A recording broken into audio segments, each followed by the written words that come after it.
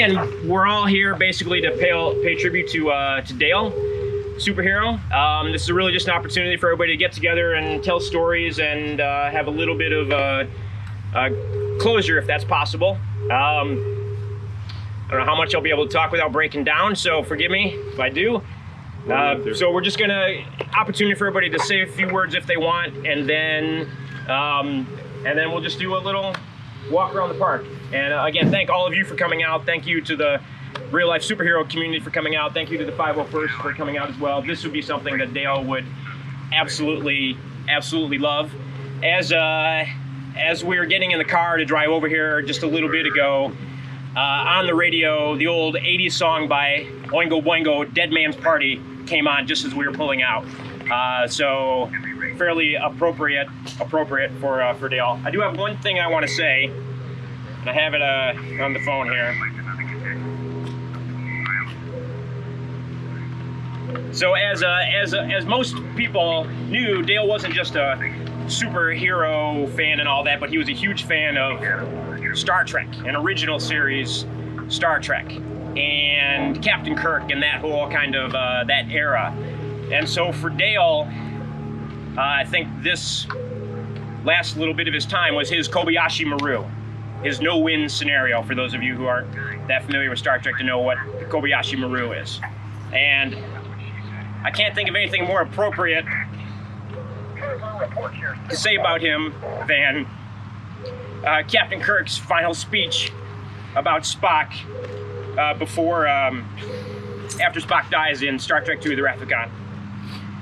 We are assembled here today to pay final respects to our honored dead. And it should be noted that in the midst of our sorrow, this death takes place in the shadow of new life. The sunrise of a new world, a world that our beloved comrade gave his life to protect and nourish. He did not feel this sacrifice a vain or empty one, and we will not debate his profound wisdom at these proceedings. Of my friend, I can only say this. Of all the souls I have encountered in my travels, his was the most human. I have been, and always shall be, your friend.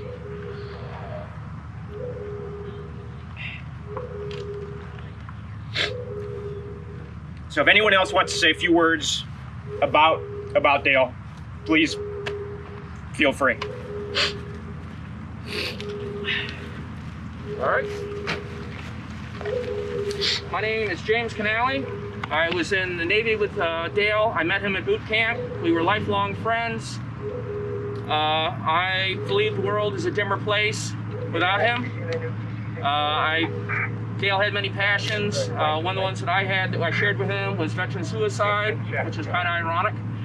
I made this shirt for him, which I wish he wore a little bit more often. But if you know anybody who's a veteran or anybody else who's struggling, please say something. The life you could save could have been Dale's.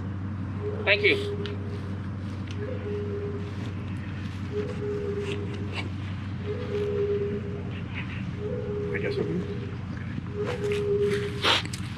My name's Keith Armour, Tony Armour's brother. I was good friends with Dale as well. I just remember Dale for having just a huge bombastic personality and always saying just quirky things that just made you think, wow, I never thought about something like that.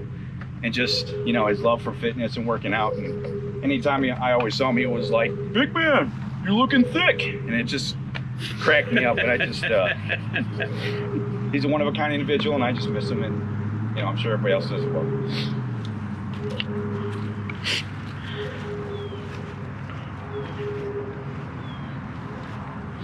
And it somehow seems appropriate that I would film this because Dale would want somebody to put this online later because that was who he was.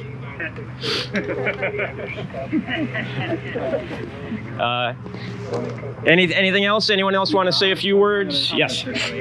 Very hard for me to talk, but I'm Bob Nucci. I knew Dale in the day, right, back in the day. And as I was saying he did filming for me in my surgeries, and he was just a fantastic guy, one of a kind.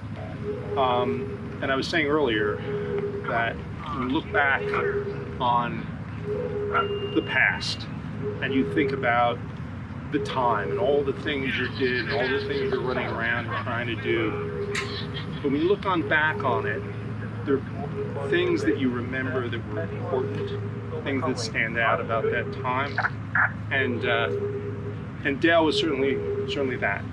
I think back on the time that I knew him a lot, and he stands out as a highlight, and certainly one of the most important highlights of that time. So very special person, very special to me, and a tremendous loss. I thought about him just before it happened. I think about him weekly, if not more. It's meant a lot. The reason I'm even saying anything is Tony offered to help me do this, and I think it's appropriate. At my office, big office with wall outside in the front, and I'm gonna put together a mural for Dale. I haven't decided exactly what it's going to be like, but it'll be in front and prominent because he's important. He'll be the second dedication. My father is there too, so he's dead at the end. Dale will be towards the other side of the building. So hasn't been arranged, but I would be honored if most, all of you would come. I don't know when it's going to be. It'll be in the next few months, I suspect. Love to have you all there. Who knew Dale? Yeah, he was something very special. And you look at it and you say maybe he did things that are crazy and wild, but it's life. That's what life is about, right? Doing these things makes it worthwhile and not just tedium. So anyway, I have nothing else to say, but please do come. Dale was one of a kind. No about it. I've known Dale. My name's Declan. I've known Dale for a long time. He made an impact on me as a man. He definitely left a notch in me. And I was raised with the tradition that whenever you remember people who have passed, you do it out loud. So I'm going to say his name like I would if he was standing right there. And I invite every one of you to say it out loud with me after. Dale. Dale. Thank you. If you ever remember Dale, remember him out loud, because he was a loud guy. Thanks for coming. Thanks for everyone for coming. I wanted to say a few words about Dale because I have an autistic son. He's 25 now. He's in college. He's speaking really well. Dale was a big influence on him because he had a hard time socializing with people, and Dale's spunk and his enthusiasm and his just all around crazy things that he would do would just like spark my son to really get him motivated and part of society. And I think Dale had a big influence on him growing as an individual.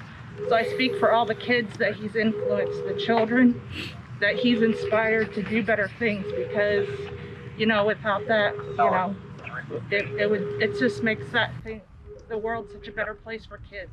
So thanks Dale. Thanks, Dale.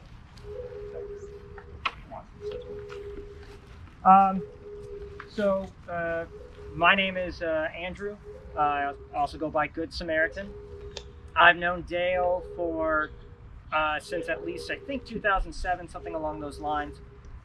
And I feel like I've told the story again and again and again, but it's amazing how much Dale's impact has had on my life over the years.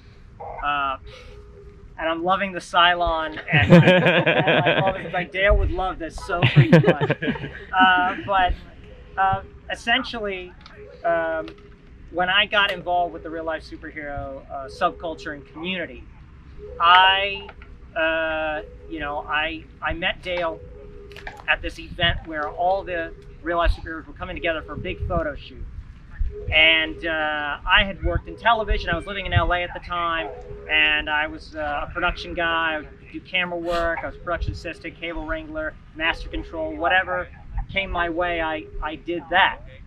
And Dale was videoing. He was running around videoing everything. He wanted to get everything as much as he could. I said, well, I can help you with that. I'm a camera guy. And then he's like, wait, you work in TV? I said, yeah. And he goes, well, so do I. And then we immediately bonded. And, you know, a few years later, my life kind of went on a downturn. And I became homeless, and I lost everything. I was not in a good headspace. And Dale just sent me money to help me take care of a few things so that I could move back to Louisiana, where I'm from, and get my life back in order. A year later, he comes through town on a road trip. He calls me up, let's get lunch. So when I join him for lunch, I try to give him back the money that he had lent me a year prior. He holds up his hand, he goes, no, I don't want it. What do you mean you don't want it? Just pay it forward. And that blew my mind, because I don't know very many people who are like that.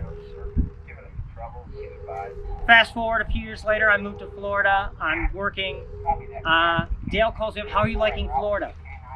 It's okay. I said, well, I got a job for you. I know somebody who's leaving this one position. It's perfect for you. It's master control. Come work with me at Ion. I said, okay, sure. I lived enough years in LA to know when somebody promises you something, just say, okay, sure, and then expect it not to happen. But about a year later, my dad passes away. And I think my life is done. It's falling apart. A month after that, I lose my job. And then shortly after that, with everything being in total turmoil for me, Dale calls me up and says, hey, they want to interview you. Come on in. I go in and I get the job like maybe the next day. And so Dale just kind of swooped in and helped me out there. A few months later, I have to go back to Louisiana to inherit my father's Cadillac. It has sentimental value to me. I have to go back, do paperwork, get it and everything. But my car breaks down, so I have to rent a car. I don't have a credit card. Dale goes, no problem. He goes with me to Enterprise, rents the car for me, and just says, just pay me back. And I did. Within a month, I paid him back. But on 3 very specific occasions where I felt at my lowest, or I felt like something was impossible that I couldn't achieve, Dale came in, swooped in, and saved the day. And because of him, I am now back into the real-life superhero community. I have met the woman. I'm going to marry her. She's here now. I have a dog. I have a best friend who I said once before I'd punch a Nazi for.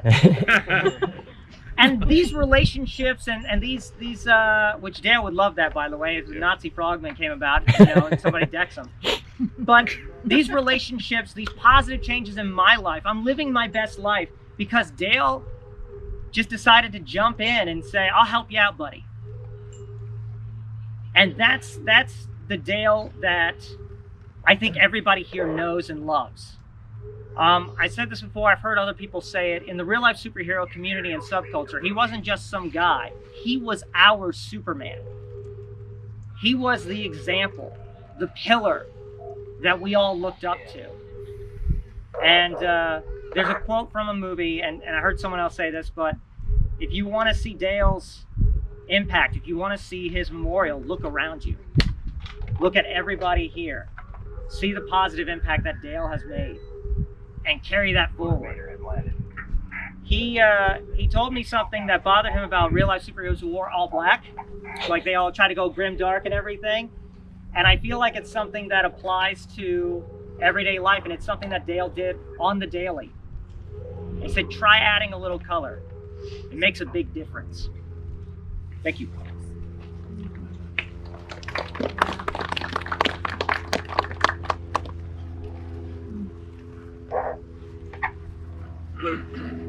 Tommy Santoro. It started with Dale 23 years ago. I was fresh out of college. He had been in the business and TV business for a while. He showed me a lot, and he was the biggest thing I remember is he was always a dreamer, and he always dreamed about doing the different things, and had very strong opinions on how he wanted to do it and where he wanted to go. What we would always, while we were sitting in the trailers and going on our Man on the Street interviews, we'd constantly talk about wrestling. And I can honestly say I was there when he kind of came up with his origin story of the superhero.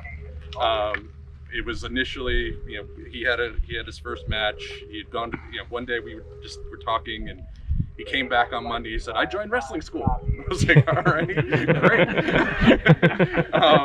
So then we started talking about gimmicks and things like that. And we started talking about angles and storylines and all sorts of things that he could do as he kept, you know, kind of thinking about what he's doing. He hadn't had one match yet. We had all these things. So I go, he does this one match. I'm like, "What's your gimmick going to be?" He's like, "Well, I'm wrestling a guy from Canada, so I'm going to be a Canadian border crossing guard. And I'm after him to bring him back to Canada." I was like, "All right, that sounds like a good one, but we need a more permanent one. Like, we need to think something." So then we talked about me becoming like a referee. I'm not big enough or large enough to be a wrestler, so we talked about me being a referee and eventually his manager. We came up with this whole idea. You know, he said he loved ECW and he loved Blue Meanie and Supernova, and that was going to be his gimmick, because he wanted to do something superhero like. So he comes in and he shows me the mock-up of the gimmick, and it's red and yellow, just like Hulk Hogan, which was one of his heroes. And he's like, I'm gonna be superhero. I'm like, you have a name? Like, you're gonna be like the Destroyer or something like that? He's like, "No, just superhero." I'm like, "All right." So we talked about things. We're gonna talk about me being a referee, and I was gonna then become like he was going to save me from being beat up by a heel, and then we were gonna eventually do a heel turn where I helped him win all the matches because I was trying to be pay it back to him. And then I had a wedding or something. I couldn't go to his second match, and he blew out his knee, and that was the end of it. So you know, then he was trying to figure out, you know, I got this really expensive gimmick. What am I going to do with it? And that's what you saw, and which most of you have seen since that injury. That's what he started doing with it, and that's you know, again, I was there for the origin, so it was kind of neat to see it there, see it happen, and talk it through, and see what it became, and how great he did with it outside of the world of wrestling. So I'm gonna miss him. Thanks.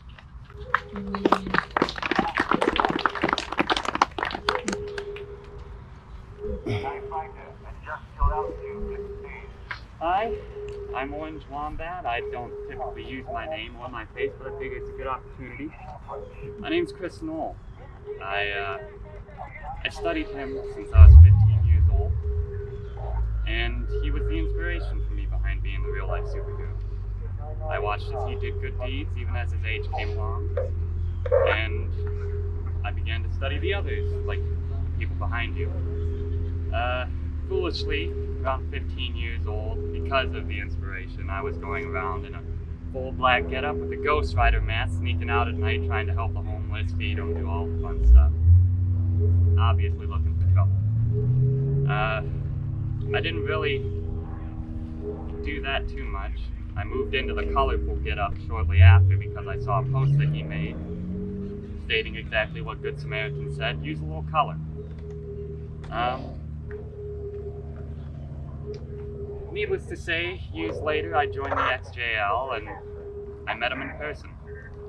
He gave me these gloves. I came with a purpose, but Dale, you doubled my intensity.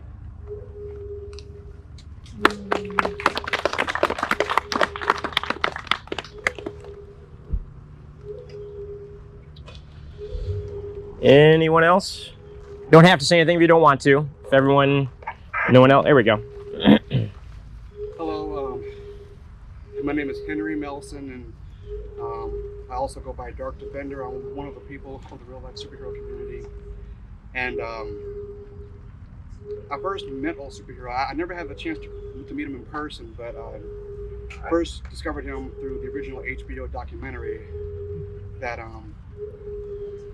Peter Tangent had did years ago, and I later found him on Facebook, and we talked often, and so just talking to him and, you know, seeing him, even if it was through Facebook, you know, through social media, because, you know, nowadays a lot of people read through social media. But he was a really awesome guy, really motivated. I could just hear it in his voice. He was definitely one of the guys that I wanted to be like, or be like. He was a big inspiration to me, and I know he was to a number of people, and also those in the RLSH community as well. And he even at one point he even extended an invitation for me to come down here one day to meet him, but I won't get that chance to meet him in person. But I know he's here in spirit, and just meeting him on social media is honorable enough for me. And I can honestly say that he was a cool guy, and like he always said, it's superhero and you know what to do. Thank you.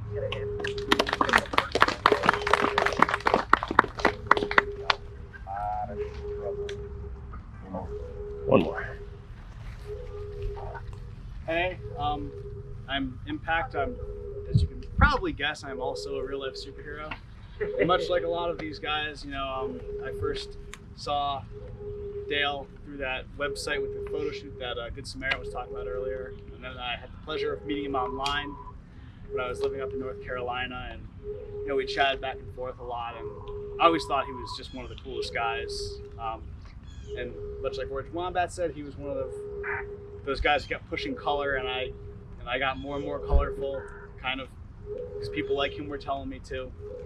And then, you know, eventually he decided to get rid of his Facebook, and I kind of lost contact with him. And then his short film, A Portrait of a Superhero, started making the rounds, so he brought his Facebook back. And I had just moved to Florida, actually close to about a year before then, and all of a sudden he's back online, telling everyone how that he's retired. So I met up with him. We went out to lunch, and then I kept saying, and the whole time I kept saying, you know, you should come out. We do a lot of handouts. You should come. You should come. And he'd go, yeah, but I'm retired. I'd be like, yeah, but you should come. And he'd go, yeah, but I'm retired. Damn it. And then so we kind of kicking and screaming dragged him back into coming out on handouts with our team, and that's just. I'm just happy that a lot of us got the chance to meet him, because he really did inspire a lot of us to go out and help make the world better. Because that's what he did. He drove around and helped people on the side of the road. He walked around at night and made sure people were getting home safe. He met with the homeless, he talked to them, he fed them, and that's what a lot of us all try and do. And he's the reason, even if it wasn't direct, he's the reason a lot of us are doing it that way. So there's a hole, I think, for everyone here that's just not going to get filled, because how do you fill something that big? So, Thank you.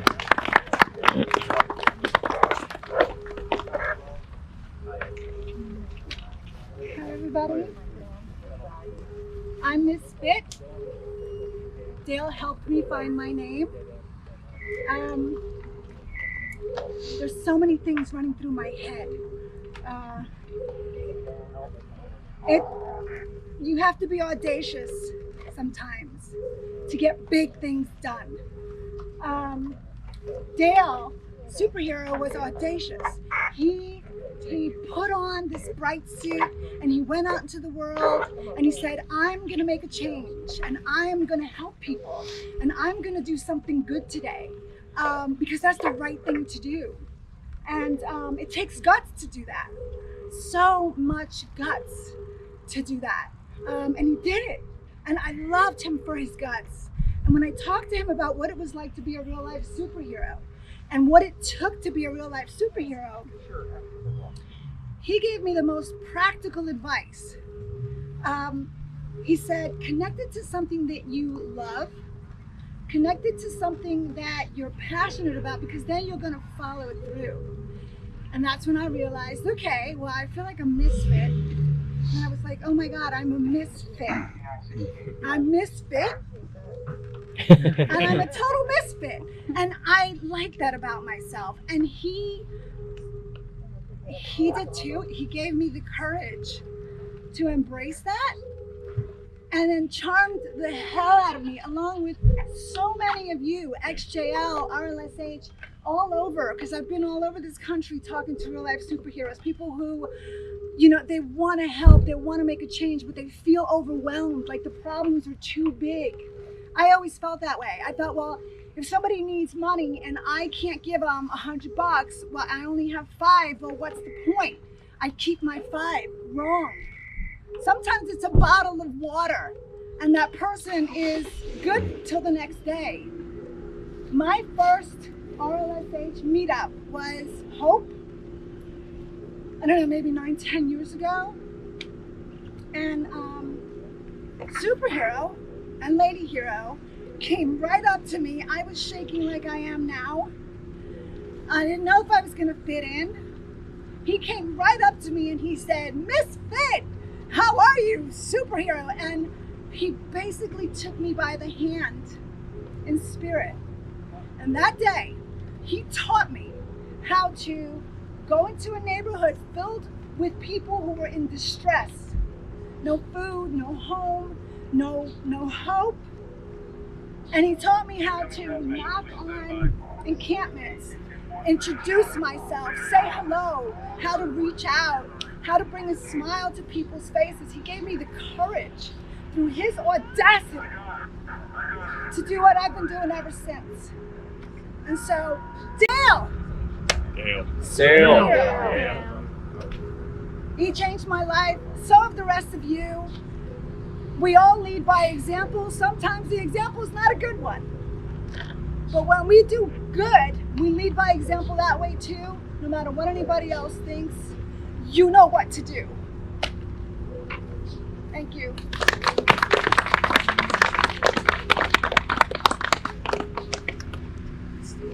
Anyone else before we just take a little walk?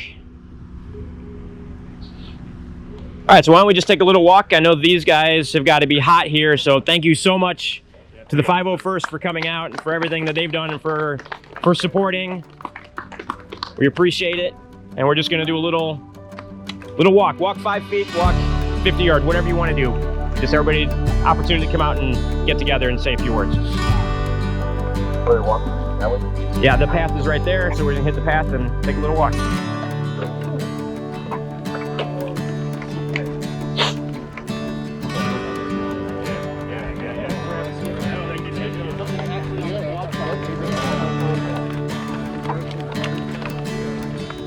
Everybody goes rebel and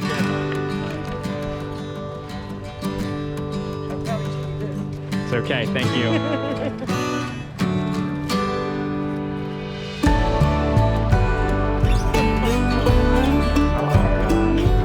Thank you guys all for coming, really appreciate it.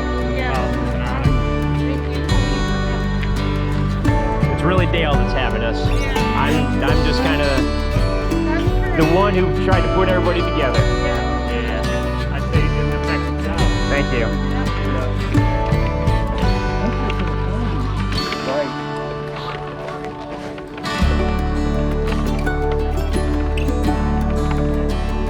That was awesome. No, thank you. Like I said, you know, thank Dale. I'm just the one who semi-organized and tried to get people together, you know.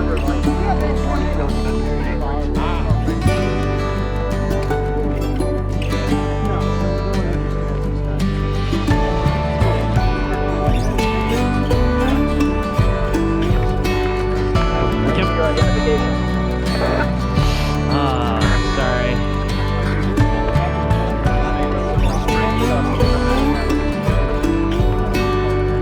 Kept the walk short because it's hot. Just a quick little loop there.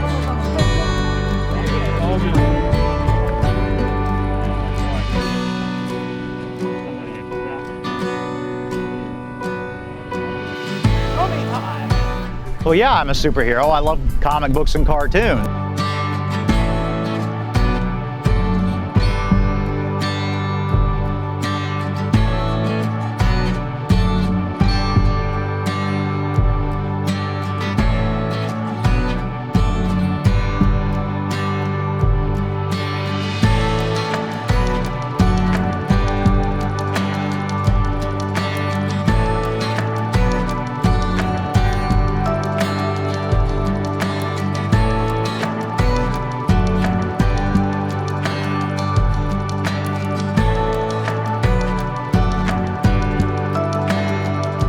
of them are drawn to being a real life superhero because they're comic book nerds and science fiction nerds and that kind of thing.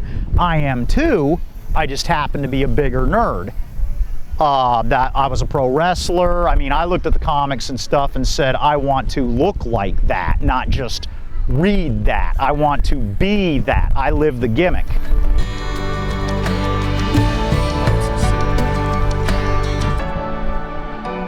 I just wear a gimmick because it's hella fun.